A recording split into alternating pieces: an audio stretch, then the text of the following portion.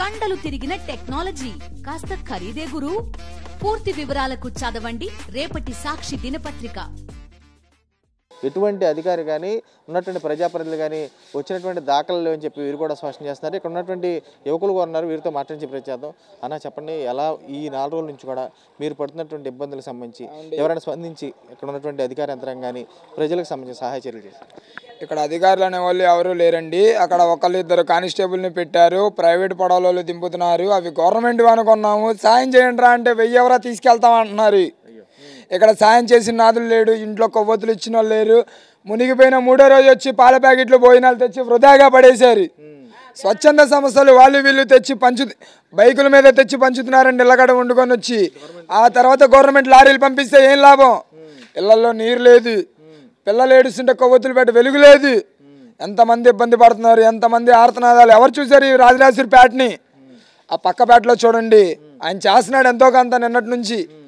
ఈ పేటలో ఒక్క నాయకుడు సరైన, ఇక్కడే కాదండి, సింగనగర్ కానీ పేరున చెప్తున్నా, చంద్రబాబు నాయుడు గారు కానీ పవన్ కళ్యాణ్ గారు కానీ ఏ నాయకుడైనా సరే ఒక క్రమశిక్షణలో వర్క్ అనేది చేయలేదు. ఇక్కడే కాదు, అంబాపురం దాకా వెళ్ళొచ్చానండి నేను, అక్కడ కూడా ఉన్నారు మా ఫ్యామిలీ మెంబర్స్. అటు కూడా ఇటు కూడా ఏ ఒక్కడు కూడా సరిగ్గా పని అనేది చేయలేదు.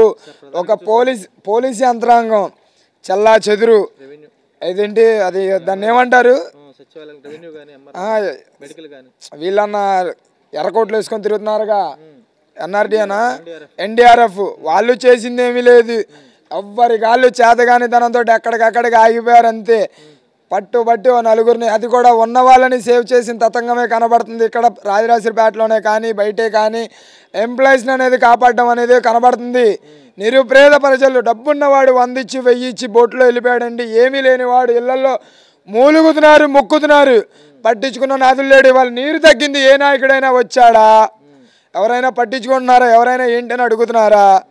అక్కడ నిన్న పాలు వస్తే అయ్యి వస్తే జనాలు ఎగబడ్డారు, తీసుకున్నారు. ఇవాళ కూడా అదే ఆశతో ఎదురు చూస్తున్నారు, ఎవరైనా ఏదో తెచ్చి పంచుతారని. ఇప్పటి వరకు ఏమీ లేదండి, ఏమీ రాదు. జనాలు కూడా దేనికోసం ఆశించకూడదు, ఎదురు చూడకూడదు. నీరు కొద్ది తగ్గింది, ఇంకొద్ది తగ్గితే మన కష్టం మనమే పడదాం. ఎంచుకునేటప్పుడు నాయకుల్ని జాగ్రత్తగా ఎంచుకోండి. వాలంటరీ సిస్టమ్ లేదు, ఆదుకునే నాదులు లేడు.